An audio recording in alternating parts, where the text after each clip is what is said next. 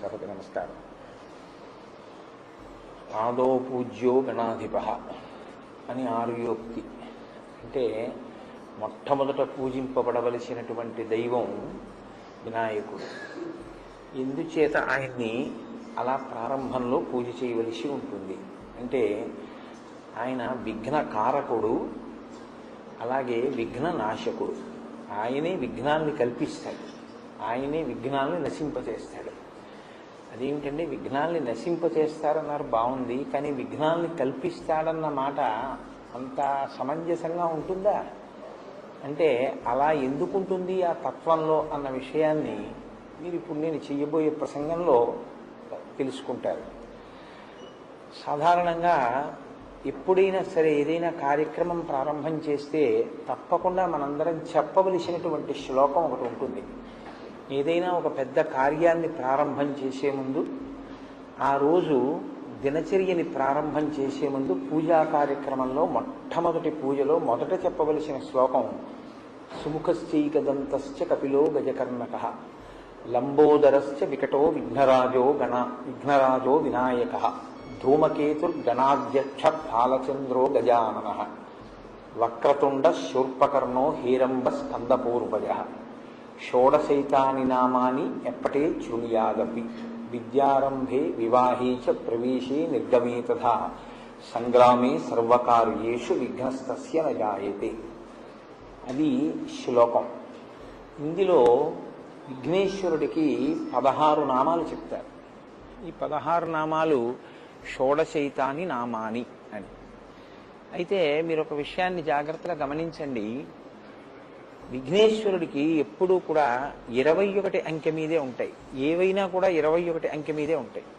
ఏకవింశతి పత్రాణి అని 21 పత్రులతో పూజ, అలాగే 21 రకాలైనటువంటి పుష్పాలతో పూజ, అలాగే 21 రకాలైనటువంటి 21 అంకె మీద 21 సంఖ్య మీద పిండి వంటల్ని కూడా చేసి నివేదన చేయడం అనేటటువంటి పద్ధతి ఉంది.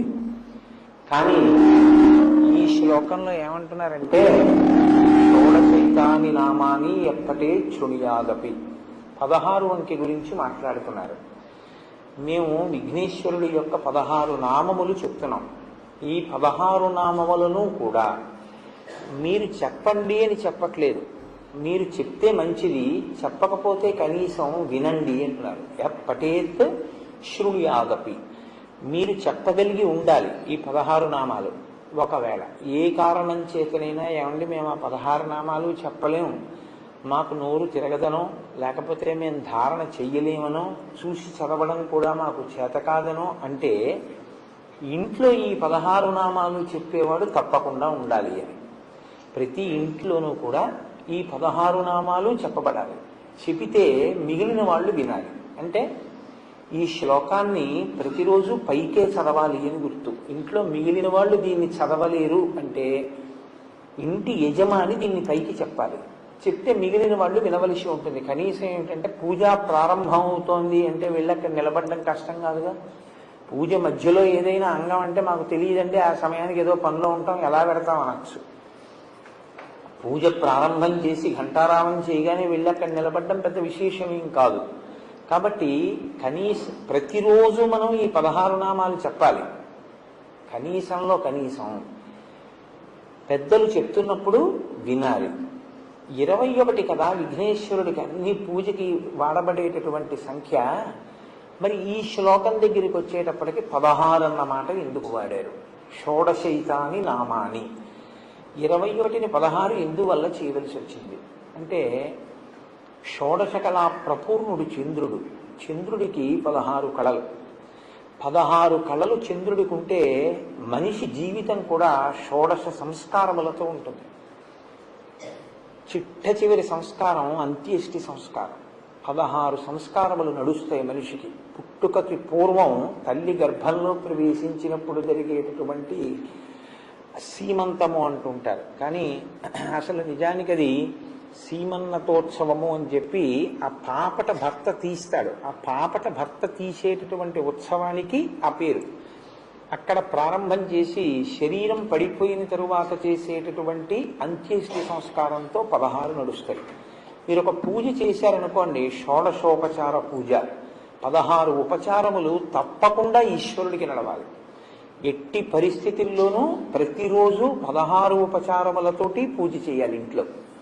అసలు న్యాయంగా కొన్ని వేల ఉపచారాలు, అన్ని నాకు చేత కావండి 64 ఉపచారాలు, 64 కూడా నేను చేయలేనండి 16 ఉపచారాలు, 16 కూడా నా వల్ల కాదండి 5 ఉపచారాలు, పంచసంఖ్యోపచారిణి 5 కూడా చేయలేనండి క్షమార్పణ లేదు. గృహస్థాశ్రమంలో 5 ఉపచారాలు తప్పకుండా చేయవలసింది. ప్రతి ఇంటిలోనూ కూడా దేవతార్చన జరిగినప్పుడు 5 ఉపచారములతో సింహాసనం అర్చింపబడాలి. గంధ, పుష్ప, ధూప, దీప నైవేద్యములని ఈ 5 జరగాలి. కాబట్టి ఇప్పుడు 16 అంకె మీద చెప్తున్నారు షోడశోపచార పూజ 16 అంకె. అలాగే ఇప్పుడు 16 తీసుకొచ్చారు. అవన్నీ ఉపచారాలు, కళలు, సంస్కారములు కాబట్టి 16 చెప్పారా? ఇంతకన్నా ఏమైనా ఉందా అంటే మీరు చూడండి, ఎప్పుడైనా పెద్దల దగ్గరికి వెళ్ళి మీరు నమస్కారం చేస్తే ఒక ఆశీర్వచనం ఉంటుంది. శతమానం భవతి శతాయు పురుష శతేంద్రియ ఆయుష్ దేవేంద్రియే ప్రతిష్టతి. 100 సంవత్సరములు జీవించదవుగాక. ఎందుకంటే కలియుగంలో ఆయు ప్రమాణం 100 సంవత్సరాలు. 100 సంవత్సరముల పూర్ణాయుర్దాయమును పొందెదువుగాక అని ఆశీర్వచనం. కానీ యథార్థానికి మీరు ఎప్పుడైనా ఎవరికైనా అభ్యున్నతిని కోరారనుకోండి, వాళ్ళు అభివృద్ధిలోకి రావాలి అని మీరు మనస్ఫూర్తిగా కోరుకున్న వారైతే మీరేం చేయవలసి ఉంటుందంటే వీరికి 16 కటాక్షింపబడుగాక అని కోరుకోవాలి. ఏమిటా 16? మీరు చాలా జాగ్రత్తగా జ్ఞాపకం పెట్టుకోండి. ఇది మీరు సంకల్పం చేస్తారు. అసలు యథార్థానికైతే గురువు ఏం చేస్తారో తెలుసా అండి? ఎదురుగుండా చేసే ఆశీర్వచనం కాదు. తాను భగవదర్చన చేసినప్పుడు, తన సింహాసనాన్ని అర్చన చేసినప్పుడు ఈశ్వరుణ్ణి అడుగుతాడు. ఈ 16 ఫలానా వారికి కృప చెయ్యి సర్వేశ్వర అని అడుగుతాడు. గురువు గారి యొక్క భక్తి చేత, ఆయన చేత అర్చింపబడిన పరమేశ్వరుడు ఆయన ఎవరి కొరకు సంకల్పం చేశారో వారికి ఆ అభ్యున్నతిని ఇస్తాడు. ఇవి 16 అడుగుతారు. ఈ 16 ధర్మ, అర్థ, కామ, మోక్ష, భక్తి, జ్ఞాన, వైరాగ్యములు. ఇక్కడికి 7. దీర్ఘాయుర్దాయం. దీర్ఘాయుర్దాయంతో పాటుగా రోగాలు లేనటువంటి ఆరోగ్యంతో కూడినటువంటి జీవితం, సంపద కలిగి ఉండడం, సంపద అభివృద్ధి చెందడం, అభివృద్ధి చెందినది స్థిరత్వాన్ని పొందడం, దీనితో పాటు ఆ యజమాని వీర్యమును పొంది ఉండడం, అంటే కదిలిపోకుండా ఉండగలిగినటువంటి స్థితి, విజయాన్ని పొందడం, తలపెట్టిన కార్యాలు విజయవంతం అవుతూ ఉండడం, పుత్రపౌత్రాభివృద్ధిని చూడగలగడం, అంటే కొడుకుల్ని మనవల్ని కూడా చూడాలి. కాబట్టి 3 తరాలు చూస్తాడు. పుత్రపౌత్రాభివృద్ధిని అంటే ప్రపౌత్రులతో చూడగలగడం, తన కులదేవత ఎవరో, సింహాసనంలో కులదేవత ఉంటారు, పరంపరాగతంగా వస్తూ ఉంటారు, ఆయనే అన్నీని చూడాలి. మీరు కులదేవతని మార్చే అధికారం మీకు ఉండదు. మీ పరంపరాగతంగా మీ సింహాసనంలో కులదేవత ఎవరో అర్చన వారికి చెయ్యాలి. కానీ మీ ఇష్టదేవతని మీ కులదేవతలో చూడాలి. మీకు నేను ఒక ఉదాహరణ చెప్పాలి అంటే బాగా అర్థం అవడానికి, నా కులదేవత పార్వతీ పరమేశ్వరులు అనుకోండి, నా ఇష్టదేవత సీతారాములు అనుకోండి. నేను పార్వతీ పరమేశ్వరుల యొక్క మూర్తులను తీసేసి సీతారాముల మూర్తులు పెట్టకూడదు. పార్వతీ పరమేశ్వరుల యందు సీతారాముల్ని చూడాలి తప్ప కులదేవతని తీసేసేటటువంటి అధికారం ఎవ్వరికీ ఉండదు. అది చాలా ప్రమాదకరం. అటువంటి పనులు చేయకూడదు ఎప్పుడూను. కాబట్టి ఆ కులదేవతని మీరు ఎవరిని అర్చన చేస్తున్నారో వారు ఆ యజమాని యందు ప్రీతి చెంది వారిని అనుగ్రహించుగాక అని కోరుకోవడం 16. 16 వచ్చాయి కదండి. కాబట్టి ఈ 16 యజమానికి దొరకాలి అని కోరడం. యజమాని అంటే మీరు ఒకటి గుర్తుపెట్టుకోండి, యజమాని అంటే ఇంగ్లీష్లో ఓనర్ అన్న శబ్దంతో కాదు, యజ్ఞము చేయువాడు యజమాని అని. అంటే ప్రతివాడు యజ్ఞం చెయ్యాలి అని. కాబట్టి అటువంటి యజమానికి ఈ 16 కలగాలి అని కోరుకోవడం పూర్ణమైనటువంటి ఆశీర్వచనం. కాబట్టి ఇప్పుడు షోడశైతాని నామాని 16 నామములు ఎందుకు చెప్తున్నామంటే పరిపూర్ణమైన ఆశీర్వచనము కొరకు. ఈ 16 సిద్ధించడానికి ఏవి విఘ్నాల రూపంలో అడ్డొస్తున్నాయో, ఏవి ప్రతిబంధక రూపంలో వస్తున్నాయో వాటిని తొలగించి ఈ 16ంటిని సిద్ధింపజేయగలిగినటువంటి వాడు గణపతి. కాబట్టి ఇటువంటి మహానుభావుణ్ణి మేము ఇవాళ ప్రార్థన చేస్తున్నాం. ఇవాళ అంటే ప్రతిరోజు అని దాని అర్థం. అది మేము 16 నామములు చెప్పినప్పుడు మొట్టమొదటి నామంతో ఆయన ఏమని పిలుస్తున్నాం? సుముఖ. సుముఖ అంటే మంచి ముఖమున్నవాడు. సంస్కృతంలో ముఖము అన్న మాటకి నోరు అని కూడా అర్థం. సుముఖ అంటే మంచి ముఖం. ముఖము ఇప్పుడు వస్తుంది, పుట్టుకతో వస్తుంది. విఘ్నేశ్వరుడు యొక్క పుట్టుక ఎలాగా? ఆయన పుట్టుక ఒక స్త్రీ గర్భవాసం చేసి జన్మించిన వాడు కాదు. అమ్మవారు ఆవిడ సుమంగళి, అందున నిత్య సుమంగళి, నిత్య యవ్వనంలో ఉండేటటువంటి తల్లి. అటువంటి తల్లి కనుక ఎప్పుడూ పసుపు రాసుకుని ఉంటుంది ఆవిడ. ఎప్పుడూ పసుపు రాసుకుని ఉండేటటువంటి అమ్మవారు ఒకానొక రోజున తన ఒంటి మీద ఉన్న పసుపు నెలిచి ముద్ద చేసి ప్రాణప్రతిష్ఠ చేసింది. ఇప్పుడు విఘ్నేశ్వరుడు యొక్క మొదటి స్వరూపం నరవినాయకుడు. అంటే నరుడు ఎలా ఉంటాడో అలాగే పుట్టారు ఆయన. ఇప్పటికీ చిదంబరంలో ఒక చోట, అలాగే మనకి రాక్ఫోర్ట్ టెంపుల్ అని ఉంటుంది ట్రిచి, ఆ రాక్ఫోర్ట్ టెంపుల్లోనూ నరవినాయకుని యొక్క రూపాలు ఉన్నాయి. కానీ గుర్తుపట్టడం కష్టం. వినాయకుడు మనకి ఇంకొకలా అలవాటైపోయి నరవినాయకుడిని గుర్తుపట్టరు ఎవరు. ఇప్పుడు అమ్మవారు పసుపు ముద్దతో మొట్టమొదట వినాయకుడిని ప్రతిష్ఠ చేసింది, అందులోకి తీసుకొచ్చింది తేజస్. అందుకే అప్పటి నుంచి ఇప్పటి వరకు కూడా వినాయకుడు ఆవాహన ఎందులోకి అవుతారు తొందరగా అంటే పసుపు ముద్దలోకే. 2 తమలపాకులు అక్కడ పెట్టి అందులో పసుపు ముద్ద పెట్టి బొట్టు పెట్టి మీరు ప్రార్థన చేస్తే విఘ్నేశ్వర తేజస్ అందులోకి ప్రవేశించేస్తుంది. ఎందుకంటే అమ్మ మొదట అలాగే సృష్టించింది. ఇప్పుడు ఆయన మొదటి రూపంలో ఆయన నరుడు కదండి. మొదటి రూపంలో నరుడైన వాడి ముఖం నరముఖం. మరి గజముఖం ఎక్కడి నుంచి వచ్చింది? పరమశివుడు నరముఖాన్ని తొలగించాడు, గజముఖాన్ని పెట్టాడు. మనకి వినాయక వ్రత కల్పం కథలో ఏం చెప్తారంటే, ఏదో పరమేశ్వరుడు ఎక్కడికో వెళ్ళాడు, ఇంటికి వచ్చాడు, పార్వతీదేవి లోపల బయట కాపుగా పెట్టింది, నువ్వెవరివన్నాడు, నేను కాపలా ఉన్నాను లోపలికి వెళ్ళొద్దని ఆయన అన్నాడు, వీళ్ళిద్దరికి దెబ్బలాట వచ్చింది, యుద్ధం జరిగి త్రిశూలంతో తలకై తీసేశాడు అంటారు. పార్వతీదేవి ఏడిచింది, అందుకుని తీసుకొచ్చి గజముఖాన్ని పెట్టాడు.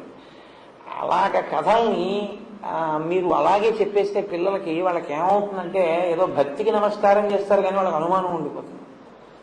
మీరేమో మంత్రపుష్పంలో ఈశాన సర్వ విద్యానాం ఈశ్వర సర్వభూతానాం బ్రహ్మాధిపతి బ్రహ్మణోధిపతి బ్రహ్మ శివో మే అస్తు సదా శివోం అని సమస్త విద్యలకు ఆలవాలం పరమశివుడని చెప్పి తన ఇంటి ముందు తన భార్య ఒంటి మీదున్న పసుపు తీసి ముద్ద చేసి ప్రాణప్రతిష్ఠ చేసి సృజించిన స్వరూపం తన కుమారుడే ఎదురుగుండా ఉన్నవాడని తెలుసుకోలేనటువంటి వాడు పరమశివుడే.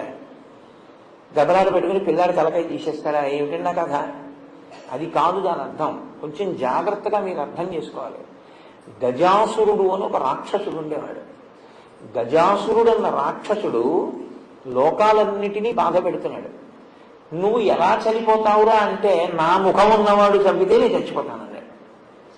కాబట్టి ఇప్పుడు ఏనుగు ముఖంతో పిల్లవాడు రావాలి. నిన్న నరసింహ స్వరూపంతో పైన సింహం కింద మనుష్య శరీరం ఉండి నరసింహస్వామి ఎలా వచ్చారో అలా ఏనుగు ముఖం కింద నరుడి యొక్క శరీరంతో ఒక స్వరూపం రావాలి. కాబట్టి పరమశివుడు ఏమనుకున్నాడంటే, అమ్మవారి ఒంటి మీద ఉన్న పసుపుతో తయారు చేయబడిన వాడు కాబట్టి సాక్షాత్ శక్తి సంపన్నుడు. ఇటువంటి పిల్లవాడికి ఏనుగు ముఖం ఉంచితే గజాసుర సంహారం జరుగుతుంది. అందుకని ఆయన ఆ తలకాయని తొలగించి ఉత్తరాభిముఖంగా అమంగళకరంగా తల పెట్టుకుని నిద్రపోతున్న ఏనుగు ఎక్కడైనా ఉంటే దాని తల తెంచి తీసుకురామన్నాడు. అది కైలాస పర్వత సానువుల్లో పడుకునుంది ఒక ఏనుగలాగా. దాని తల కోసి తీసుకొచ్చారు.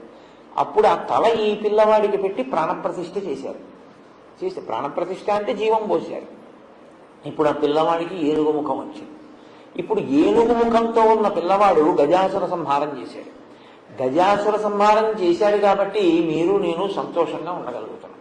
వాడు అంత ప్రమాదకరమైన వ్యక్తి ఆ గజాసురుడు. కాబట్టి సుముఖ, మంచి ముఖం ఉన్నవాడు అంటే ఏమిటి దాని అర్థం? ఆయన ఆ ముఖాన్ని లోకం కోసం ఉంచుకుని గజాసుర సంహారం చేసి మిమ్మల్ని నన్ను రక్షించినటువంటి వాడు.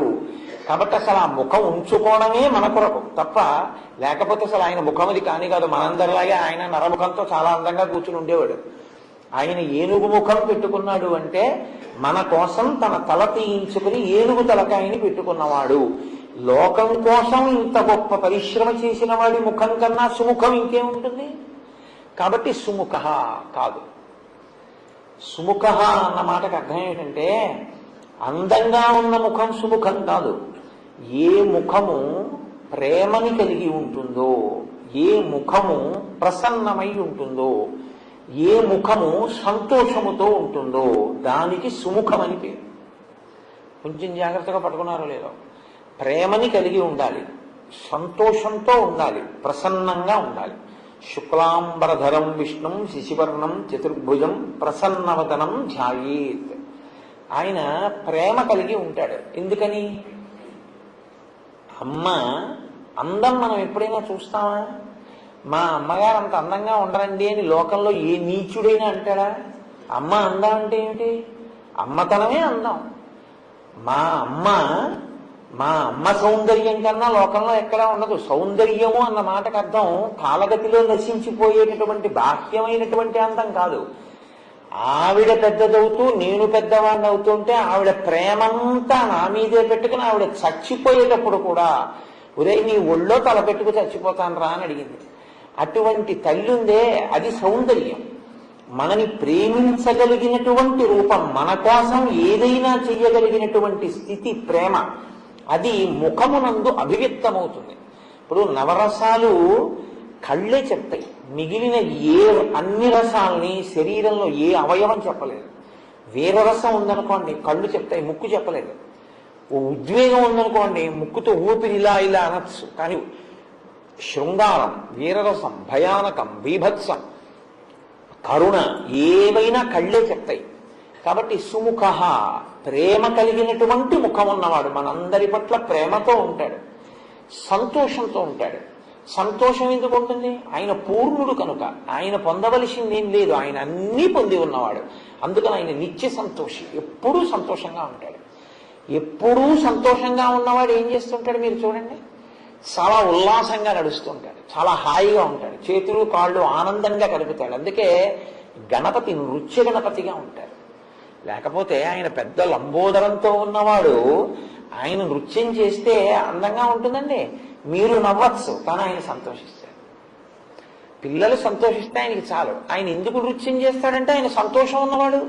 సంతోషం ఉన్నవాడు కాబట్టి నర్తించగలడు. ఎప్పుడు ఏడిచేవాడు ఏం నర్తిస్తాడు? వాడు ఏడుస్తూ కూర్చుని ఉంటారు, వాడికి సంతోషమే లేదు, ఇంకా భావప్రకటన ఎక్కడ ఉంటుంది? కాబట్టి ఆయన సంతోషం ఉన్నవాడు, ఆయన ప్రేమ కలిగినటువంటి వాడు, ఆయన ప్రసన్నంగా ఉండేవాడు. ప్రసన్నంగా ఉంటే శాంతము లేక సౌఖ్యము లేదు సారసాదలానయన అంటారు. పిలిస్తే పలుకుతాడు, పిలిస్తే పలికి మీ కోరిక తీరుస్తాడు. ప్రసన్నంగా ఎప్పుడు వినడానికి సిద్ధంగా ఉంటారు. అగస్త్య మహర్షి శ్రీరామాయణంలో మీరు విన్నారు, వాతాపి అనబడేటటువంటి వాడిని జీర్ణం చేసుకున్నారు. ఆయన జీర్ణం చేసుకునే ముందు గణపతి ప్రార్థన చేశారు. గణపతి నువ్వు నాకు ఆ శక్తిని ఇవ్వాలి, ఈ విఘ్నం తొలగించి ఆ వాతాపిని జీర్ణం చేసుకుంటాను. ఆయన శక్తిని ఇచ్చారు. ఇస్తే వాతాపి అన్న క్షేత్రంలో కర్ణాటక రాష్ట్రంలోకి వస్తుంది. అక్కడ ఆయన ప్రతిష్ఠ చేశారు. అందుకే ముత్తుస్వామి దీక్షితుల వారు వాతాపి గణపతిం భజే అంటారు. ఆ వాతాపిలో ఉండేటటువంటి గణపతిని నేను భజించుచున్నాను అని. కాబట్టి ఆయన ప్రసన్నమైనటువంటి వాడు. కాబట్టి సుముఖ, మంచి ముఖం ఉన్నవాడు కాదు. సుముఖ అంటే ఇంకో అర్థం ఏమిటో తెలుసా అండి? ఏ ముఖాన్ని మీరు చూస్తే మీకు లక్ష్మీ కటాక్షం కలుగుతుందో ఆ ముఖం సుముఖం. లక్ష్మీ కటాక్షం అంటే ఏమిటి? సంకల్ప సిద్ధి.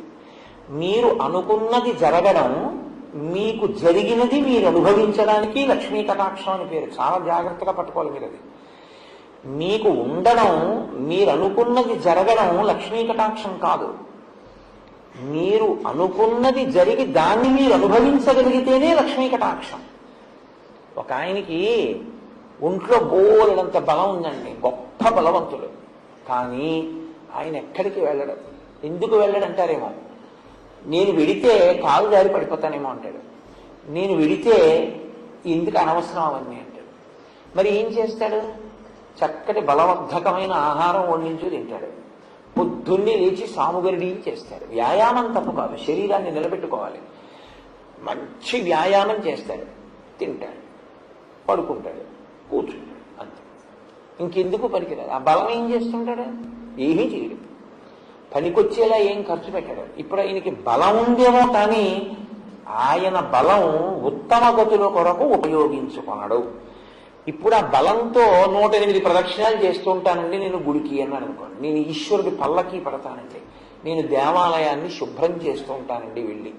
వారంలో ఒక రోజు నేను వెళ్ళి గుడిని శుభ్రం చేస్తాను. నాకు కాకినాడలో విశ్వేశ్వర స్వామి వారి దేవాలయం అని ఒక శివాలయం, అందులో ఏపీఎస్ఆర్టీసీలో ఒక మంచి అధికారి ఆయన ఏం చేస్తుంటారంటే తెల్లవారుజామున వచ్చి చీపురు పట్టుకొచ్చి గుడెంతా తుడిచేస్తారు. ఆయన ఇంకేం వ్యాయామం చేయడు. ఆయన వ్యాయామం ఏమిటంటే పొద్దున్నే ఔపచారిక స్నానం కింద ఒంటి మీద నీళ్లు పోసుకుని చీపురు చాట అవి పట్టుకుని వస్తారు. వచ్చి మొత్తం గుడెంతా తుడిచేస్తారు. ఆయన గుడెంతా తుడిచేసి వెళ్ళిపోతారు. నాకు కాకినాడ పట్టణంలో ఇలా సేవ చేసేవాళ్ళు చాలామంది తెలుసు. చాలా దేవాలయాల్లో చాలామంది చేస్తుంటారు. ఎన్ని పేర్లు నేను చెప్పను. చాలా గొప్ప విషయం అది. కేవలం వ్యాయామం కాకుండా దేవాలయానికి వెళ్ళి దేవాలయంలో సేవ చేసి వస్తుంటారు. ఒళ్ళంతా చెమట పడుతుంది. వ్యాయామానికి వ్యాయామం ఈశ్వర సేవ, ఈశ్వర సేవగా వ్యాయామం తప్ప శరీరాన్ని నిలబెట్టుకోవడానికి వ్యాయామంగా వాళ్ళు చేయరు. అది ఒక గొప్ప స్థితి. అంటే ఉన్నదాన్ని అనుభవించగలగడం. ఇంట్లో పదార్థం ఉంది కానీ తినగలగాలి, ఆరోగ్యం ఉండాలి కదా. అందుకే కదా 16లో ఆరోగ్యం వచ్చింది. అప్పుడు అది లక్ష్మీ కటాక్షం కింద మారుతుంది. ఈ లక్ష్మీ కటాక్షాన్ని ఇంట్లో కృప చెయ్యగలిగినటువంటి రూపం మీరు ఇలా చూస్తే చాలు, మీకు ఇవ్వగలిగినటువంటి రూపం వినాయక స్వరూపం. ఎందుకో తెలుసా అండి? లక్ష్మీదేవి 5 స్థానాల్లో ఉంటుంది. ఆవిడకి 6వ స్థానం లేదు, ఇంకా 5 స్థానాలు ఆవిడకి. అందులో మొట్టమొదటి స్థానం ఏనుగు యొక్క కుంభస్థలం. అందుకే గజారోహణం చేయించారండి ఆయనకంటారు. ఏనుగు కుంభస్థలంలో లక్ష్మీదేవి ఉంటుంది. రెండవది ఆవు యొక్క వెనక తట్టులో లక్ష్మీదేవి ఉంటుంది. అందుకే గోపృష్ఠానికి నమస్కారం, గోముఖానికి నమస్కారం లేదు, గోపృష్ఠం. మూడవది తామర పువ్వుల్లో లక్ష్మీదేవి ఉంటుంది. అందుకే తామర పువ్వుని లక్ష్మీదేవికి పూజ విషయంలో ప్రత్యేకం వాడతారు. నాలుగవది బిల్వదళం. బిల్వదళం మీరు తీసి కళ్ళు మూసుగా ఉండకూడదు అని. ఇక్కడ బొట్టు పెట్టుకోకపోతే భర్తకి కలిసి రావలసినంత కలిసి రాదు. ఎందుకంటే ఇల్లాల్ని లక్ష్మీదేవిగా తీసుకొస్తారు. అందుకే చాలా గొప్ప సేవ ఏమిటో తెలుసా అండి? ఎవరింట్లోనైనా పెళ్ళైతే వాళ్ళు నిర్ధనులైతే ఆడపిల్లని అత్తవారింటికి కారులో దింపమని, వాహనం మీద ఆడపిల్లని మొట్టమొదటిసారి కాపరానికి తీసుకెళ్లేటప్పుడు నడిపించి తీసుకెళ్ళకూడదు. ఆమెను లక్ష్మిగా ఇస్తారు. కాబట్టి లక్ష్మీదేవిని తీసుకెళ్తున్నారు కాబట్టి వాహనంలో తీసుకెళ్ళాలి. పిల్లతో పాటు ఆవు కూడా పెడుతుంది. అందుకే గోదానం చేస్తారు. కాబట్టి వివాహం అయిపోయినటువంటి స్త్రీ సువాసిని యొక్క పాపట ప్రారంభ స్థానమునందు బొట్టు పెట్టుకోబడేటటువంటి ప్రదేశం లక్ష్మీ స్థానం. కాబట్టి ఇప్పుడు ఈ 5 లక్ష్మీ స్థానాలు. ఇందులో మొదటిది ఏనుగు యొక్క కుంభస్థలం. ఇప్పుడు ఆయన ఏనుగు ముఖంతో ఉన్నాడు. మీరు లేవగానే ఒకసారి వినాయకుడి యొక్క ముఖాన్ని చూశారనుకోండి, ఇలా ఆయన ముఖాన్ని చూసినంత మాత్రం చేత మీకు లక్ష్మీ కటాక్షం కలుగుతుంది. ప్రతిరోజు వినాయకుడి ముఖం చూస్తే చాలు. ఎవరి ముఖం చూస్తే నీకు కలిసి వస్తుందో అది కాకపోతే సుముఖం ఇంకెవరికి సుముఖం అవుతుంది. ఇవాళ లేక ఎవరి ముఖం చూశానో అంటారు. కాబట్టి అలా చూడగలిగిన ముఖమేదో అది సుముఖం. కాబట్టి సుముఖ కాదు, ఇంకో అర్థం. ఒక్క వినాయకుడికి ఒక గమ్మత్తైనటువంటి అనుబంధం ఒకటి ఉంది లోకంలో. అందుకే వినాయకుడి మీద పెద్దలు ఎప్పుడైనా ప్రార్థన చేస్తే ఈ శ్లోకం చెప్తూ ఉంటారు. శ్రీకాంతో మాతులో యస్య జననీ సర్వమంగళ జనక శంకరో దేవ తం వందే కుంజరాననం అని చెప్తారు.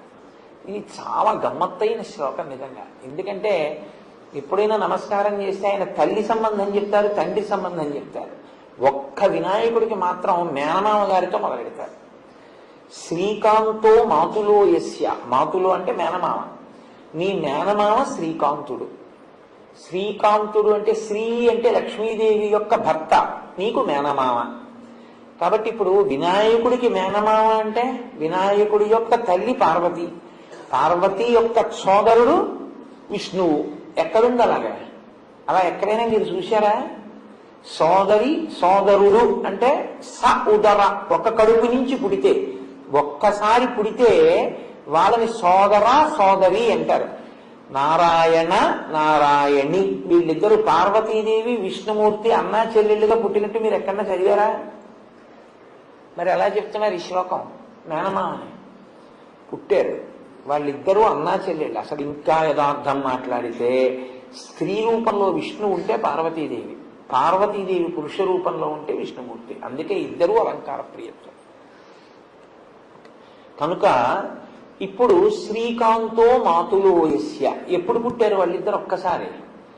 భాగవతంలో కృష్ణ పరమాత్మ ఇక్కడ వసుదేవుడికి జన్మించినప్పుడే అక్కడ యశోదానందులకు ఆవిడ యోగమాయగా జన్మించింది. ఆవిడేమో దేవకీ వసుదేవుల దగ్గరికి వచ్చింది, ఈయనేమో నంద యశోదల దగ్గరికి వెళ్ళాడు. అక్కడ పుట్టిన ఆవిడ ఇక్కడికి వచ్చింది, ఇక్కడ పుట్టిన ఆయన అక్కడికి వెళ్ళాడు. ఇద్దరికి ఒక్కరే తల్లిదండ్రులు నంద యశోదలు. కాబట్టి వాళ్ళిద్దరూ అన్నా చెల్లెళ్ళు. భాగవతంలో ఏమి తత్వంలో వాళ్ళిద్దరూ అన్నా చెల్లెళ్ళు. అందుకే మిగిలిన పేర్లు భార్యాభర్తృ సంబంధం చెప్తాయి. రుద్ర రుద్రాణి అంటే రుద్రుడు రుద్రాణి భార్యాభర్తలు, శివ శివాని భార్యాభర్తలు, భవ భవాని భార్యాభర్తలు, నారాయణ నారాయణి భార్యాభర్తలు గారు అన్నా చెల్లెళ్ళు. నారాయణ నారాయణి అన్నా చెల్లెళ్ళు అయితే ఇప్పుడు వైష్ణవము శైవము బంధుత్వం వచ్చింది. ఈ బంధుత్వంలో వినాయకుడికి మేనమామ విష్ణుమూర్తి, నీ మేనమామ విష్ణుమూర్తి, మేనమామల ముద్దు నీలైన ముద్దు. కాబట్టి ఇప్పుడు వినాయకుడికి నమస్కారం పెడితే విష్ణుమూర్తి ప్రీతి చెందుతాడు, ఎందుకంటే మా మేనల్ని పూజ చేస్తున్నాడు వీడని. అత్తయ్యో లక్ష్మీదేవి. శ్లోకం దేంతో మొదలైంది? మంగళప్రదమైన శ్రీకారంతో మొదలైంది. శ్రీకాంతో మాతులో యస్య, విష్ణువు అనుగ్రహం కావాలంటే వినాయకుడికి నమస్కారం పెట్టాలి. జనని సర్వమంగళ, ఆ తల్లి ఎవరు? ఆవిడ సర్వమంగళ, అన్ని మంగళములే చేస్తుంది ఆవిడ. అసలు ఆవిడే మంగళసూత్ర రూపంలో ఉంటుంది. అందుకే సర్వమంగళారాధన చేస్తే కానీ మంగళసూత్రం కట్టరుగా. కాబట్టి ఆవిడ లోకములన్నిటిలోనూ కూడా మంగళములకు మంగళం ఆ తల్లే, సర్వమంగళ స్వరూపం. నీ తల్లో సర్వమంగళ, నీ తండ్రో జనక శంకరో దేవో శంకరోతీతి శంకర. శుభములను చేయువాడెవరో ఆయన శంకరుడు. శుభములను చేసేటటువంటి శంకరుడు నీకు తండ్రి. తం వందే కుంజరాననం, ఓ ఏనుగు ముఖం ఉన్నవాడా నీకు నమస్కారం. నీ ముఖం చూస్తే ఏమైంది? నమస్కారం పెడితే లక్ష్మీ కటాక్షం వచ్చింది. ఇప్పుడు ఆయనతో అనుబంధాలు ఉన్న వాళ్ళందరూ ఏం చేస్తున్నారు? మేలే చేస్తున్నారు. శ్రీకాంతో లక్ష్మీ భర్త, సర్వమంగళ మంగళసూత్రాన్ని కాపాడుతుంది, ఇప్పుడు మంగళాలిస్తుంది. శంకరో, ఆయన ఎప్పుడు శంకరోతి, ఆయన శుభాలు చేస్తుంటాడు. నువ్వు అసలు చూస్తే శుభమిస్తావు, పూజ్యరామన. కాబట్టి ఇప్పుడు సుముఖ, నీకన్నా మంచి ముఖం ఉన్నవాడు ఎవరయా? కాబట్టి సుముఖ కాదు, ఇంకో అర్థం. ఒక్క నామానికి ఎన్ని అర్థాలంటే ఎప్పటికి పోతాయి? 16 నామాలు. సరే, ఏదో ఎంతవరకు జరిగితే అంతవరకు. వీలైతే 16 ఏదో అలా ఒకసారి విహంగ వీక్షణ చేసేస్తాను. ఆ కన్నా సుముఖ అంటే ఎప్పుడూ మాట్లాడకూడదు, అదే పనిగా మాట్లాడుతూ ఉండడం తప్పు.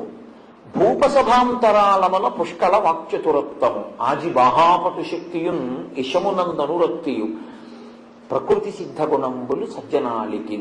ఆయన్ని మామూలుగా మీరు ఎప్పుడన్నా చూస్తే ఏంటండి ఆయన ఏంటంటే ఆయనకేం తెలుస్తుందండి అలా ఉన్నాడు అనుకుంటారు. ఆయన సభలోకి వచ్చి కూర్చున్నాడు అనుకోండి, శారద నాలుక మీద నర్తిస్తుంది. అలా సభలో మాట్లాడగలగాలి. బయట అవసరం లేదనుకుంటే రూపాయిని ఎంత జాగ్రత్తగా ఖర్చు పెడతారో అంతకన్నా జాగ్రత్తగా మాట ఖర్చు పెట్టాలి. అవసరం లేదనుకుంటే మౌనంగా ఉండాలి. ఇది తెలిసి ఉంటే రెండు సాధిస్తాయి. మీరు ఎక్కడ మాట్లాడాలో అక్కడ మాట్లాడతారు, ఎవరి దగ్గర మాట్లాడకూడదో వాళ్ళ దగ్గర మాట్లాడకుండా ఉండగలుగుతారు. లోకంలో ప్రతి ప్రాణికి కూడా నోరు పైకుంటుంది, కళ్ళు పైకుంటాయి, కంటిని రెప్పలు మూస్తాయి, నోటిని పళ్ళని పెదవులు మూస్తాయి.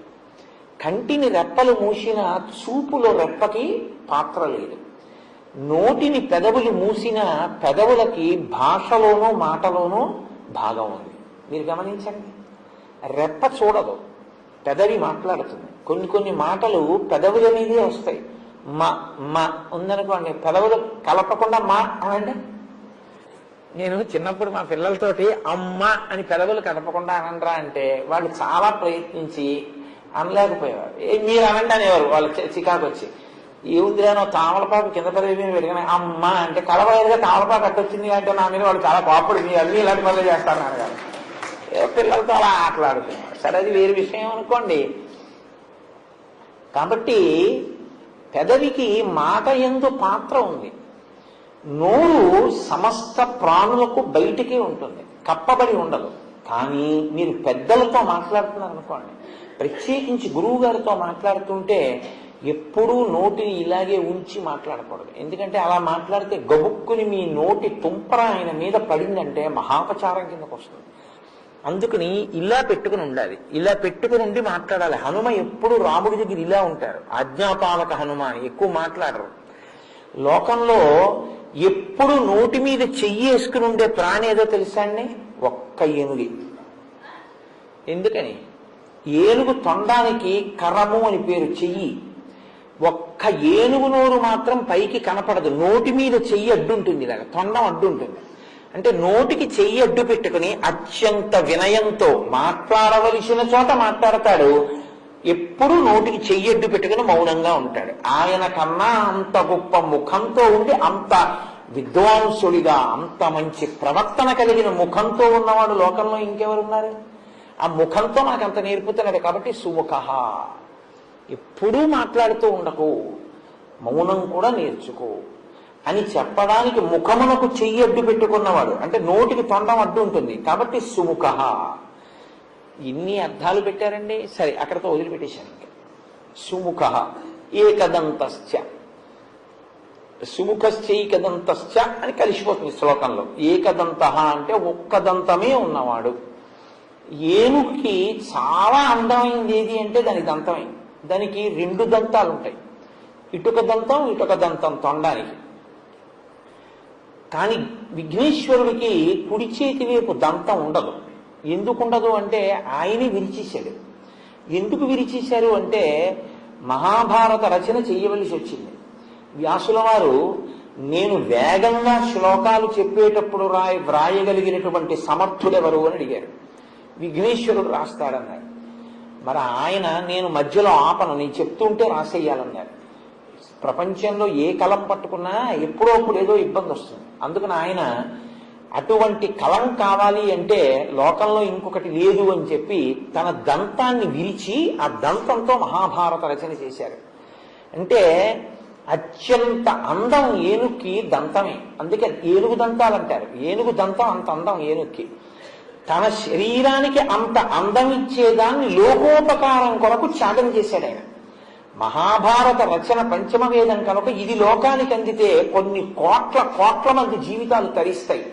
దానికోసం నాకు ఒక దంతం లేక నేను వికారంగా ఉన్నా పర్వాలేదని ఒక దంతం విరిచేశాడు. ఎవరు సమాజ ప్రయోజనము కొరకు తనకి ఈశ్వరుడిచ్చినటువంటి విభూతిని నైవేద్యంగా పెట్టేస్తాడో వాడు చాలా గొప్ప వ్యక్తి. గొప్పతనం దానివల్ల వస్తుంది తప్ప కేవలం రెండు దంతాలు ఉంచుకుని అందం కాదు. ఒక దంతాన్ని విరిచి మహాభారత రచన చేసిన మహానుభావుడు కాబట్టి రెండు దంతాలు లేకుండా ఒక దంతం ఏమన్నా మహానుభావా నువ్వు ఇంత త్యాగం చేశావు అని ఏకదంతశ్చ, ఒక దంతం ఉండి మమ్మల్ని ఉద్ధరించిన వాడా, పంచమ వేద రచన ఎందు సాయపడినవాడా లేదు. ఇంకో అర్థం ఏంటో తెలుసా అండి? గజముఖాసుర సంహారం చేసినప్పుడు ఎన్ని అస్త్రములను ప్రయోగించినా ఆయన మరణించలేదు. అప్పుడు తమ దంతాన్ని విరిచి అభిమంత్రించి విడిచిపెట్టారు వినాయకుడు. దానికి పడిపోయాడు. కాబట్టి తన దంతంతో గజముఖాసురుణ్ణి వధించిన వాడు కనుక ఏకదంతశ్చ. కాబట్టి ఇప్పుడు సుముఖశ్చైకదంతశ్చ కపిలో. కపిలో అంటే ఎర్రటి వర్ణం ఉన్నవాడు అని బాహ్యార్థం. కేవలం ఎర్రటి వర్ణం ఉన్నవాడు అంటే బాగా ఎరుపు కాదు. ఎరుపు అంటే మీరు ఏదో రక్తం ఎలా ఉంటుందో మరీ ముద్ద కట్టినటువంటి ఒక ఎర్ర మందారం ఎలా ఉంటుందో అటువంటి ఎరుపు చెప్పకూడదు. నలుపు జీరతో కూడిన ఎరుపు చెప్పాలి. అంటే దాన్ని కొంచెం మీకు అర్థమయ్యేటట్టుగా అనాలంటే డల్ రెడ్ అనొచ్చు. బాగా ప్రకాశవంతంగా ఉన్న ఎరుపు కాదు, తిలకం కుంకం అటువంటిది కాదు, కొంచెం తక్కువ స్థాయిలో ప్రకాశించేటటువంటి ఎరుపు. ఇప్పుడు ఈ ఎరుపు ఎక్కడది అని అడిగారు వినాయకుడికి. ఎందుకంటే ఎప్పుడు ఆయన్ని చెప్పినా ఆయన తెల్లగా ఉన్నాడని చెప్తాం. శుక్లాంబరధరం విష్ణుం శశివర్ణం చతుర్భుజం అని, చంద్రుళ్ళ తెల్లగా ఉంటాడు అని. మరి కపిలో ఎర్రటి రంగున్నవాడు అని ఎక్కడి నుంచి వచ్చింది ఆయనకి అంటే, ఆయన ఒక మహారణ్యంలో గజముఖాసుర సంహారం చేసినప్పుడు ఆ గజముఖుడితో పోరాడి ఆయన్ని సంహరించినప్పుడు నరసింహస్వామి వారు హిరణ్యకశిపుడి యొక్క రక్తంతో ఎలా తడిశారో అలా ఆయన కూడా నెత్తుటితో తడిశారు. ఆ నెత్తుటితో తడిసినప్పుడు తెలుపు మీద వచ్చి పడ్డ ఎరుపు వల్ల ఏర్పడినటువంటి మందాయిన ఎరుపు రంగుతో ప్రకాశించినటువంటి స్వరూపం కపిలః. లోకం కోసం అటువంటి కాంతి పొందినవాడు కాదు. ఆ కపిల రూపం లోకానికో ధర్మాన్ని నేర్పింది. ఏమిటో తెలుసా అండి, ఈశ్వరుడికి కర్మయందు దోషమేమి ఉండదు. ఆయన లోకం కోసం ఒక కర్మ చేస్తాడు తప్ప పాంచభౌతిక శరీరంతో వచ్చి కర్మ అనుభవించడానికి వచ్చి పుణ్యపాపములనేటటువంటి కట్టుబాటుకి లొంగి చేసేవాడు కాదు.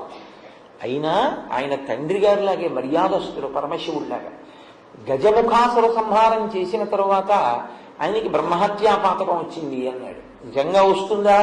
ఏం రాదు. కానీ లోకంలో ఒక బ్రాహ్మణ స్వరూపంతో ఉన్నవాడు రాక్షసుడైనా బ్రహ్మరాక్షసుడైనా ఆయన్ని చంపడం వల్ల తనకి దోషం వచ్చింది కాబట్టి తొలగించుకోవడానికి రావణ సంహారం చేసిన తర్వాత రామచంద్రమూర్తి రామేశ్వరంలో శివలింగ ప్రతిష్ఠ చేసినట్టు ఈయన కూడా ఒకానొక చోట గజముఖీశ్వరుడు అని పేరు కలిగినటువంటి శివలింగ ప్రతిష్ఠ చేశారు. అలా శివలింగ ప్రతిష్ఠ చేసి లోకానికి ఒక ధర్మాన్ని నేర్పారు. మహాపాతకం నశించాలి అంటే శివలింగ ప్రతిష్ఠ చేయడం వినా లోకంలో ఇంకో మార్గం లేదు అని నేర్పినటువంటి వాడు కపిల స్వరూపంతో. కాబట్టి సుముఖశ్చైకదంతశ్చ కపిలో గజకర్ణకః. గజకర్ణకః అంటే ఏనుగు యొక్క చెవులు. అదేమిటండి, ఏనుగు ముఖం ఉన్నవాడికి ఏనుగు చెవులు, కాకపోతే ఏనుగు ముఖం ఉన్నవాడికి పిల్లి చెవులు ఎందుకు ఉంటాయి? అలా ఎందుకు చెప్పడం అంటే, మీరు కొంచెం జాగ్రత్తగా గమనిస్తే లోకంలో మీరు ఏ దేవతా స్వరూపం దగ్గరికి వెళ్ళి చూడండి, వాళ్ళ చెవులు మీకు కనపడవు. ఎందుకు కనపడవో తెలుసా? మొసలి పిల్లల్లో ఉంటాయి. అందుకే మకర కుండలాలు అంటారు వాటిని. ఇలా మొసలి పిల్ల ఎలా ఉంటుందో అలా ఇంతంత ఆభరణాలు ఇలా పెట్టేసుకుంటారు. మీరు ఏ దేవతా స్వరూపం దగ్గరికి వెళ్ళండి, మకర కుండలాలని ఇక్కడ పెట్టుకోవు దేవతా స్వరూపాలు. ఈ చెవులు ఇలా కప్పేస్తాయి. కప్పేస్తే మీరు చూడండి, మీరు వచ్చి ఏదో మాట్లాడుతున్నారు అనుకోండి, నేను ఇలా పెట్టుకుని ఉన్నాను అనుకోండి, పెట్టుకుని ఉంటే మీరు ఏమంటారు? వింటున్నాడో వింటలేదో, ఏమిటో అలా ఉన్నాడు, మరి చెవులోకి వెళ్ళిందో లేదో నేను చెప్పిందని. ఏ దేవతా స్వరూపం దగ్గరికి వెళ్ళినా మీకు అనుమానం ఉంటుంది. ఒక్క వినాయకుడి దగ్గర ఉండదు. ఎందుకో తెలుసా? కప్పబడని చెవులు ఉన్నవాడు ఆయన ఒక్కడే. ఆయన చెవులకి ఎప్పుడూ ఆభరణం పెట్టరు. ఆయన చెవుల్ని మకర కుండలాలతో కప్పడం కుదరదు. ఇది గజకర్ణకః. అందుకని స్తోత్రం చేశారు. ఏనుగు ముఖమున్నవాడివే కాదు, ఏనుగు చెవులున్నవాడివి. ఎందుకో తెలుసా? మేము ఏదన్నా చెప్తే వినపడుతోంది అనడానికి నువ్వు ఒక్కడివి బాగా మాకు నమ్మకస్తుడివి. ఎందుకంటే చెవులు కప్పవు, చక్కగా కదులుతుంటాయి కూడా. అందుకని ఎప్పుడు వింటూ ఉంటావు మేము చెప్పేటటువంటివి. కాబట్టి గజకర్ణకః, అటువంటి చెవులున్నవాడా నీకు నమస్కారం. కాబట్టి చాలు, మీరు ప్రధానమైన విషయాన్ని తెలుసుకుంటుండే. లేకపోతే 16 నామాలు ఎక్కడ అవుతాయి? నేను ఎక్కడో ఆగిపోతుంటాను మధ్యలో. ఏదో నామం దగ్గర పరవశం వస్తున్నా నామం ఎక్కువ వెళ్ళిపోతుంటాను. లంబోదరశ్చ. లంబోదరుడు అంటే చాలా పెద్ద కడుపున్నవాడు కాదు, వ్రేలాడుతున్న కడుపున్నవాడు. వ్రేలాడుతున్న కడుపు ఉండడం అంటే ఇలా అర్ధవృత్తాకారంగా ఇలా పెరిగినటువంటి కడుపు. ఇప్పుడు మీరు ఇలా మీకు వృత్తాకారం కనపడుతోంది అంటే దానికి ఇటు కూడా వృత్తాకారం ఉంది అనుకుంటే అదొక పూర్ణాకారంతో ఉందన్నమాట. నిండు సున్న ఎలా ఉంటుందో అలా ఉంటుంది. ఇప్పుడు ఈ లంబోదరం ఎందుకుందో తెలుసా అండి ఆయనకి? లంబోదరాన్ని కానీ మీరు చూస్తే ఆయన మీకేం గుర్తొస్తుందంటే, ఆయనకి మోదకము అని ఉంటుంది. మోదకము అంటే లోపల పూర్ణం పెట్టి వండుతారే దాన్ని మోదకం అంటారు. లేకపోతే ఉండ్రాళ్ళంటే గుండ్రంగా ఉంటాయి, లోపల కొబ్బరితో చేసినటువంటి మధుర పదార్థాన్ని కూడా ఉంచి చేస్తూ ఉంటారు బూరెలాగి. అవి ఆ మోదకాలు ఆయనకి ప్రీతి అంటారు. ఆయనకి ప్రీతి అన్నప్పుడు మీరు ఒక విషయం గుర్తుపెట్టుకోండి, మీరు లోకంలో ఈశ్వర స్వరూపాలు సాధారణంగా మీరు ఇంట పచనం చేసినవి తినవు, తీసుకో, దేవతలు తీసుకోరు. మీరు ఇడ్లీ నైవేద్యం, సమోసా నైవేద్యాలు ఉండవు లోకంలో. సత్వగుణ భరితమైనటువంటి పదార్థాలే నివేదన ఉంటాయి. మీరు ఏదో పాయసం చేసి నైవేద్యం పెట్టారనుకోండి, వాళ్ళు తిన్నారని మీరు ఊహ చేస్తారు, మీ భావన చేత వాళ్ళు తృప్తి పొందుతారు. వాళ్ళు కూడా దృష్టి ప్రసారం చేస్తారు. ఓసారి చూస్తారు ఆ పదార్థం అంతా, వాళ్ళు అలా చూస్తే చాలు పవిత్రత, వాళ్ళు తీసుకున్నట్టే. కొన్ని చూడండి తీసుకోరు, చెయ్యేస్తారు. చెయ్యేస్తే వాళ్ళు తీసుకున్నట్లే లెక్క అనమాట. అంతేగాని అన్ని తీసేసుకుని మడతలు ఎట్టేసుకుని దాచేసుకోక్కర్లేదు. చెయ్యేస్తే పుచ్చుకున్నారని గుర్తు, అలా చూస్తే పుచ్చుకున్నారని గుర్తు. దేవతలు చూస్తారంతే. కాబట్టి మీరు ఏం వండి అక్కడ పెట్టినా వాళ్ళు చూస్తారు, ప్రసాదం అవుతుంది. ఒక్క వినాయకుడు మాత్రం మీరు వండి పెడితే తింటాడు. ఆయన ఒక్కడే నాకు మోదక ప్రియాయ నమః, మీ ఇంట్లో కాస్త కొబ్బరి మధుర పదార్థంతో మోదకం చేసి పెట్టి నేను తింటానంటాడు. నేను తిన్నానని గుర్తేమిటో తెలుసా, నా చేతితో పట్టుకున్నానంటాడు. అందుకే చేతిలో పట్టుకుని ఉంటాడు కూడా, నువ్వు ఇచ్చింది నేను తీసుకున్నాను, ఓటి తిన్నాను ఇంకోటి తినడానికి కూడా పట్టుకున్నాను. ఇలా ఎంతమంది పెట్టినా తింటూ ఉంటాను, పట్టుకుంటూ ఉంటాను, ఇంకా తింటూ ఉంటాను. అంటే మీరు వండి పెట్టినది తినేటటువంటి అత్యంత సౌలభ్యం ఉన్న స్వరూపం లోకంలో వినాయకుడు ఒక్కడే. ఇది ఆయన పూర్ణత్వం, ఆయన ప్రేమ. పైకి మనిషి ఉంటే ప్రేమ కనపడుతుందండి, ప్రేమ కనపడదు. మీరు అందుకే చూడండి, లోకంలో ఓ మాట ఉంటుంది, తీపికి అంటే అనురాగమునకు ప్రేమకు ఎప్పుడూ కూడా గుండె ఈశ్వరుడి విషయంలో చెప్తారు, కడుపు లౌకికం విషయంలో చెప్తారు. కన్న తల్లండి కడుపు తీపి ఎక్కడికి పోతుంది అంటారు, అందుకని గుండె తీపి ఎక్కడికి పోతుంది అనరు, కడుపు తీపి ఎక్కడికి పోతుంది అంటారు. చూడండి, కడుపారనెవ్వాని కన్న తల్లి అంటారు. ఆవిడ కడుపంతా ఎంత ప్రేమో పిచ్చి తల్లి అంటారు. మీరు ఏమనుకోకపోతే నేను ఒక మాట చెప్తాను, ఏమనుకోకండి. నేను పరుషమైనటువంటి భాష ఉపయోగించడం నా ఉద్దేశ్యం కాదు. అసలు అమంగళకరమైనటువంటి మాటలు మాట్లాడరు, అలా నిందించకూడదు. మన వాళ్ళు మీ అమ్మ కడుపు మాడా అంటుంటారు, అంటారా అనరా? అలా అనొచ్చా? మీ అమ్మ కడుపు మాడా అంటారు. అది తిట్టని మీరు అనుకుంటారు. కోపం వస్తే తిట్టు రూపంలో ఆశీర్వచనించి తప్ప నోటి వెంట మాత్రం తిట్టకు. నీ అమ్మ కడుపు మాడ అంటే ఏమిటో తెలుసా అండి? మీ అమ్మగారు బహుసంతానవతి అయి నీకు అనేక మంది అన్నదమ్ములు అక్క చెల్లెళ్లతో ఆవిడ 10 మందికి తల్లి అయి, మీ నాన్నగారు ఆవిడికి 11వ సంతానమై, వివాహమంత్రంలో అడుగుతారు భర్త 11వ సంతానం అవుతాడు, ఆవిడ అలా కాపాడుతుంది ఆఖరణ. అందుకని మీ ఇల్లు సంతోషంతో ప్రేమతో ఆనందంగా 10 మందితో ఎప్పుడూ సంతోషంగా ఉండాలి. మీ అమ్మగారు 10 మంది బిడ్డల్ని కని పిల్లల కోసం ఆవిడ పచ్చం చేస్తారు. పచ్చం చేసి కడుపు మార్చుకుంటుంది అమ్మ. పిల్లల కోసం పిల్లాడికి ఎవరికో పిల్లాడికి జ్వరం వస్తుంది, మొదట ఉపవాసం ఉండేది ఎవరంటే అమ్మే. పిల్లాడికి జ్వరంగా ఉంది 3 సోమవారాలు చేస్తానంటుంది. అమ్మ అలా చేయకపోతే ఈ శరీరాలు ఉన్నాయండి, ఇన్ని రోజులు కడుపు మార్చుకుందో ఆ తల్లి, అందువల్ల కదా ఇవాళ ఈ శరీరం నిలబడింది. మీ అమ్మ కడుపు మాడా అంటే మీ అమ్మగారు 10 కాలాలు కడుపు తీపితో అలా వర్ధిల్లుగాక అన్నదే తప్ప తిట్టినట్టుండి మీకు ఆశీర్వచనం చెయ్యాలి తప్ప కోపం వచ్చినా నోటి వెంట పరుషవాక్యం రాకూడదు. పరుషవాక్యంలా అభివృద్ధిని సూచించాలి. అందుకే పెంట కుప్పలా పెరుగుతున్నాడంటారు. పెంట కుప్పలా పెరుగుతున్నాడంటే ఏంటది? అసహ్యంగా ఉంది కదా. అంటే దినదిన ప్రవర్ధమానం అవుతున్నాడు, చంద్రబింబంలా ఉన్నాడన్నారు అనుకోండి, దృష్టి తగులుతుందేమో అని ఏదో పెంట కుప్పలా పెరుగుతున్నాడు లేదంటారు. అందుకే మనకి సంప్రదాయంలో పిల్లలు లేక లేక బతికితే వీడు బతికాడేట అని ఎవరైనా అంటారేమో అని పెంటయ్య అని పేరెట్టుకుంటుంది తల్లి. ఎందుకంటే ఆ పేరెట్టుకోవడం అంటే, అమ్మో ఇంకోసారి కనురాపు తగిలి నా బిడ్డ నాకు దక్కడేమో అన్న బెంగతో అంత నీచమైన పేరుతోనన్నా పిలుస్తాను, కానీ వాడు నాకు దక్కితే చాలంటాను. అందుకే లోకంలో అమ్మ లాంటి వ్యక్తి ఇంకా సృష్టిలో ఉండదు. ఈశ్వరుణ్ణి మీరు ఎక్కడో చూడలేరు, అమ్మయే ఈశ్వరుడు అంతే, అమ్మయే భగవానుడు. తండ్రియే భగవానుడు. అందుకే కదండి రామాయణంలో రామచంద్రమూర్తి అన్ని మాటలు అంటారు. కౌసల్య లోకభర్తారం సుషువీయం మనస్విని మమార్థం సుఖం పృచ్చ శిరసా చాభివాదయ అంటుంది సీతమ్మ సుందరకాండలో, వస్తోందిగా ఇంద్రుగా. కాబట్టి ఆయన లంబోదరుడు అంటే ఆయన కడుపు తీపి అటువంటిది అని చెప్పడానికి మోదకంలో ఉన్న మధుర పదార్థం ఎలా ఉంటుందో ఆయన కడుపు తీపి మనందరి మీద అలా ఉంటుంది. ఆయన పూర్ణుడు. ఆయనకి నిజానికి ఆయన తినడానికి అది తింటే సంతోషం అనడానికి ఆయనకి ఏం ఉండదు. ఆయనకి నువ్వు ఇవ్వడానికి ఏం లేదు. ఎక్కడ మొదలైందో అక్కడే పూర్తయిపోతే పూర్ణం అంటారు. ఇక తుది మొదలు కనపడవు. పూర్ణమైపోయిందంటారు. పూర్ణమద పూర్ణమిదం పూర్ణాత్ పూర్ణముదచ్యతే పూర్ణస్య పూర్ణమాదాయ పూర్ణమేవావశిష్యతే. కాబట్టి ఆయన పూర్ణుడు, అన్నీ ఉన్నవాడు. అన్నీ ఉన్నవాడు, మన యందు అపారమైన ప్రేమ ఉన్నవాడు, కడుపు తీపి ఉన్నవాడు. ఇది లంబోదరుడు. సమస్త బ్రహ్మాండములు ఆయన యందే ఉన్నాయి. కాబట్టి సుముఖశ్చైకదంతశ్చ కపిలో గజకర్ణక లంబోదరశ్చ వికటో.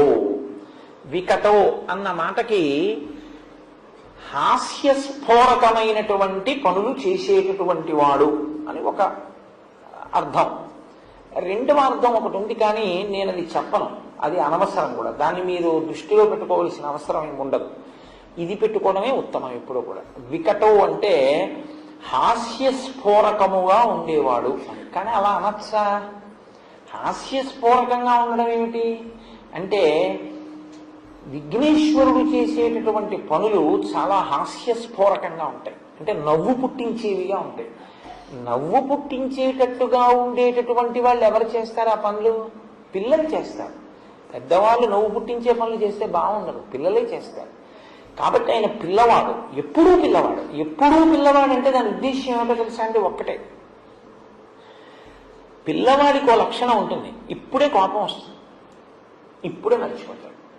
ఇది చూడండి, పిల్లలు ఏదో ఇవ్వలేదని కోప్పడిపోయి ఏడి చేసి ఇదో ఎర్రగా ముఖం పెట్టేస్తాడు, అంతే.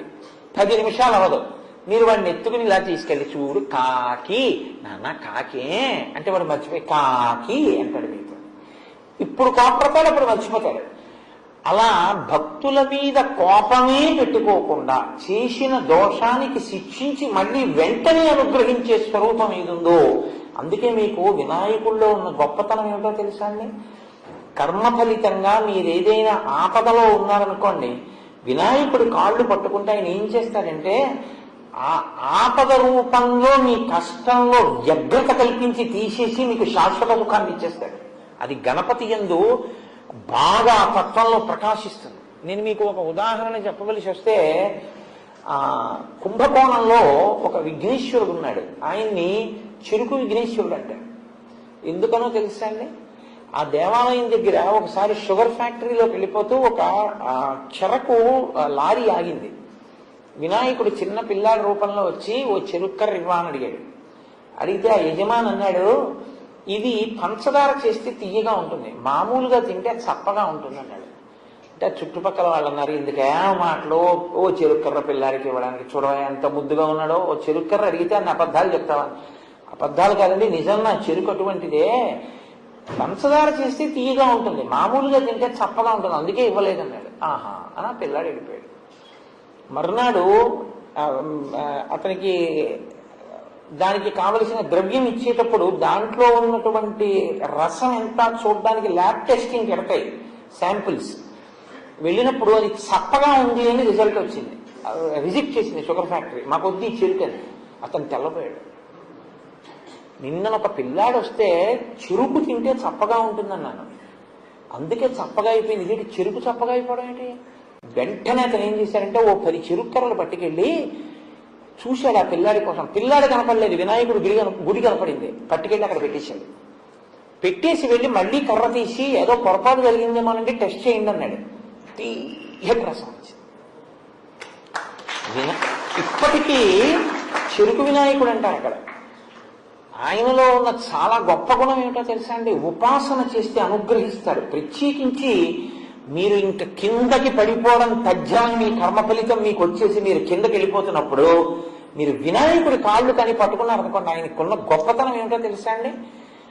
బాధని గబగబగా అనుభవింపచేసి చాదని లాగినట్టు లాగేస్తాడు పైకి. మళ్ళీ లాగేసి మిమ్మల్ని సమున్నత స్థితిలోకి తీసుకెళ్లి నిలబెడతాడు. అది గణపతి యొక్క అనుగ్రహం. అలా ఉంటుంది.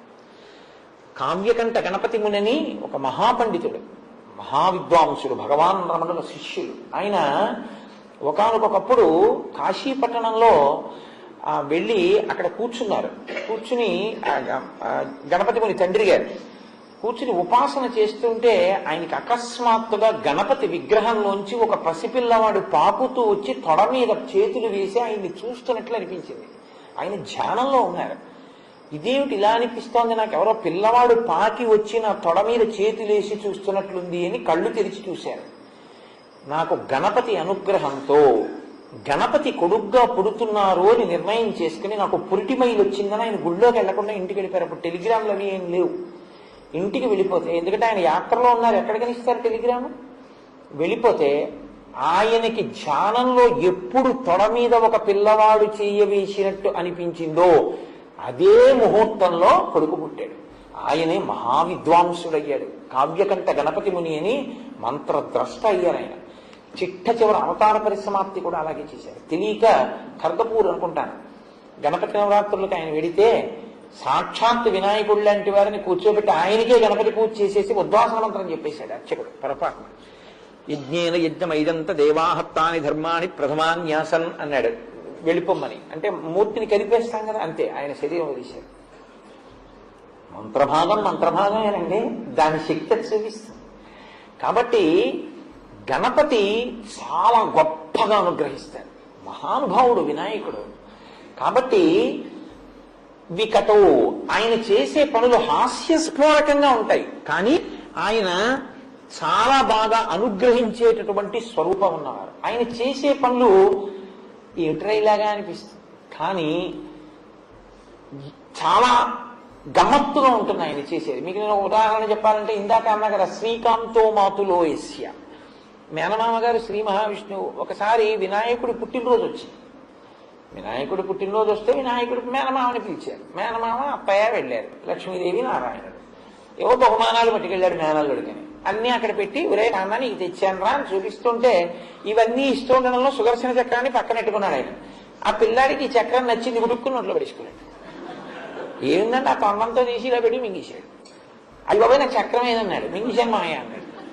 అయ్యి బాబాయ్ మింగేస్తే ఎలాగరా, మరి ఎలాగరా, ఇచ్చేయరా అంటే ఇస్తాడా? ఆ లంబోదరంలో పడేసుకుని పరిగెడుతున్నాడు అటు ఇటును. అప్పుడు శ్రీ మహావిష్ణువు ఆలోచించారు, ఎలా వీడి కడుపులోంచి తేవడం, వీడికి ఏదైనా హాస్యస్ఫోరకంగా ఉంటే సంతోషిస్తాడే. అదో విచిత్రం. మిగిలిన ఈ దేవుళ్ళ దగ్గర మీరు డిసిప్లిన్డ్గా కూర్చోవాలి, ఆయన దగ్గర సంతోషమైన పనులు చేస్తే సంతోషిస్తాడు ఆయన. వీడికి నవ్వు పుట్టిద్దామని కుడి చెవి తీసి ఈ చెవిని ఎడం చెవిని పట్టుకుని గుంజీలు అన్నవి మొదట తీసిన వారు విష్ణుమూర్తి. గుంజీలు తీశారు. తీస్తే వినాయకుడు చూసి మామయ్య అదేమిటి ఇలా పట్టుకుని అలా ఊగుతున్నామని పెద్ద నవ్వు నవ్వాడు. పిల్లవాడికి పలక మారి లోపల నుంచి సుదర్శన చక్రం బయటపడింది. అమ్మయ్య చాలరా బాబు అని తలుపుకుని తీసుకున్నారు. అందుకే ఇప్పటికీ ఆయన అనుగ్రహానికి ఏం చేస్తారంటే వెళ్ళి గుంజీలు తీస్తారు ఆయన దగ్గర. ఎక్కడి నుంచి వచ్చింది ఇదంటే శాస్త్రంలో అక్కడి నుంచి వచ్చింది. హాస్యస్ఫోరకంగా ఉండి అనుగ్రహిస్తారు. మీరు చూడండి, ఈ లోకానికి ఆయన ఎంత ఉపకారం చేశారో తెలుసా? గోకర్ణ క్షేత్రం ఎక్కడి నుంచి వచ్చిందండి? ఆయన అనుగ్రహమే.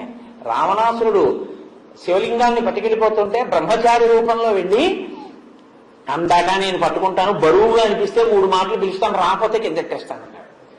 ఖచ్చితంగా సంధ్యావనంలో అర్ఘ్యమిచ్చే వాటికి రావణ రావణ రావణ అని కింద పెట్టేశారు. ఒక్క మొట్టిగా కొడితే సొట్టడిపోయిందండి. ఇప్పటికీ గోకర్ణ క్షేత్రంలో సొట్టబడిపోతారు మహానుభావుడు. హాస్యస్ఫోరకంగా ఉంటుంది ఆయన చేసే పని, కానీ గోకర్ణ క్షేత్రం వచ్చింది. అలాగే విభీషణుడు రంగనాథుడిని పట్టుకెళ్ళిపోతున్నాడు. మా నాన్నగారికి చిదంబరంలో నటరాజు అని పేరు. మా నాన్నగారు నాట్యం చేస్తారని. పాపం మా మామయ్యకే రాజన్న పేరుతో క్షేత్రం లేదని ఆయన మామయ్య కోసం ఏం చేశారో తెలుసా? విభీషణుడి దగ్గరికి వెళ్ళి కావేరీ నదిలో స్నానం చేయాలనిపించింది విభీషణుడికి. బ్రహ్మచారి రూపంలో కనబడ్డారు. ఒరే నాయన కొంచెం ఇది పట్టుకుంటావా, ఈ రంగనాథుడి మూర్తిని, నేను కావేరీలో స్నానం చేసి వస్తా అన్నారు. బరువుగా అనిపిస్తే పిలుస్తాను వచ్చేయాలన్నారు. అలాగేనన్నారు. ఆయన స్నానానికి వెళ్ళారు. ఈయన 3 మాటలు పిలిచి అక్కడ పెట్టేశారు. మా నాన్నగారు నటరాజు అయితే మా మేనమామ రంగరాజు అని శ్రీరంగనాథుడిగా అక్కడ తీసుకొచ్చి పెట్టిన వారు వినాయకుడే. అంత గొప్ప వైష్ణవ క్షేత్రం వినాయకుడి వల్లే వచ్చింది. కాబట్టి ఇక్కడ చిదంబరం ఉంటే అక్కడ శ్రీరంగాన్ని తెచ్చినవాడు మా స్వామి వినాయకుడే. కాబట్టి శ్రీకాంతో మాతులో యస్య, ఆయన చేసేవి హాస్యస్ఫోరకంగా ఉంటాయి, కానీ చాలా మహోపకారాలు చేస్తుంటారు. ద్రవిడ దేశానికి నది లేదు, వాళ్ళు దాహార్తితో కొట్టుకుపోయేవారు. ద్రవిడ దేశంలో ఉన్న భక్తులందరూ గణపతిని ఆరాధన చేశారు, వినాయకుని.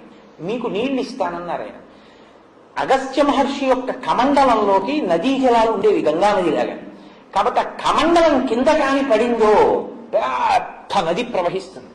ఆయన ఒక కొండ శిఖరం మీద కూర్చుని ఉపాసన చేస్తున్నారు అగస్త్య మహర్షి. ఈయన విఘ్నేశ్వరుడు కాకి రూపంలో వెళ్లి కమండలం కింద పడేశారు. అప్పుడు పుట్టింది కావేరీ నది. కావేరీ నది అగస్త్య మహర్షి యొక్క కమండలంలోంచి వచ్చింది. అందుకే ఇప్పటికీ ద్రవిడ దేశంలో తమిళనాడులో మా అభివృద్ధి అంతా వినాయకుడు భిక్షని చెప్పుకుంటారు వాళ్ళు. కావేరీ నది ఉంది కాబట్టి మేము అన్నం తింటున్నాం అంటారు. వినాయకుడు భిక్షని మీకు అందుకే ఎక్కడ చూసినా వినాయకుడు గుళ్ళు ఉంటాయి తమిళనాడు అంతా. కాబట్టి ఆయన కాకి రూపంలో పడేసి బ్రహ్మచారి రూపంలో పారిపోతున్నారు. నా కమండలం కింద పడేశావు, నదీ ప్రవాహం కింద నీరంతా ఇంత గొప్ప నీరు వెళ్ళిపోయిందని అగస్త్య మహర్షి కూడా పొట్టిగా ఉంటాడు. ఆయన ఈ బ్రహ్మచారిని పట్టుకుందామని పరిగెత్తాడు. పరిగెడితే కొంత దూరం పరిగెత్తించి వినాయక రూపంలో సాక్షాత్కరించారు. అగస్త్య మహర్షి అయ్యయ్యో, ఇంత చదువుకున్నాను, ఇంత తపస్సు చేశాను, లోకోపకారానికి కాకి రూపంలో నా కమండలం కనబడితే బ్రహ్మచారి రూపంలో కనబడితే బ్రహ్మచారిని కొట్టబోయాను. ఆవేశంలోని ఎందుకు నా బుద్ధి ఇది తెలుసుకోలేకపోయినా అయ్యయ్యో అని ఇలా అన్నాడు. అందుకే అప్పటి నుంచి ఎంత తప్పు ఆయన పట్ల చేసినా గణపతి దగ్గరికి వెళ్ళి ఇలా అంటే ఆయన సంతోషిస్తారు, తప్పులు మన్నిస్తారు. అందుకు వచ్చాయండి ఇవన్నీ, ఉత్తినే వచ్చాయనుకుంటారా? వికటో హాస్యస్ఫోరకంగా ఉన్నట్టుంటే ఆయన చేసే పనులు, కానీ ఆయన చాలా గొప్పగా అనుగ్రహిస్తారు.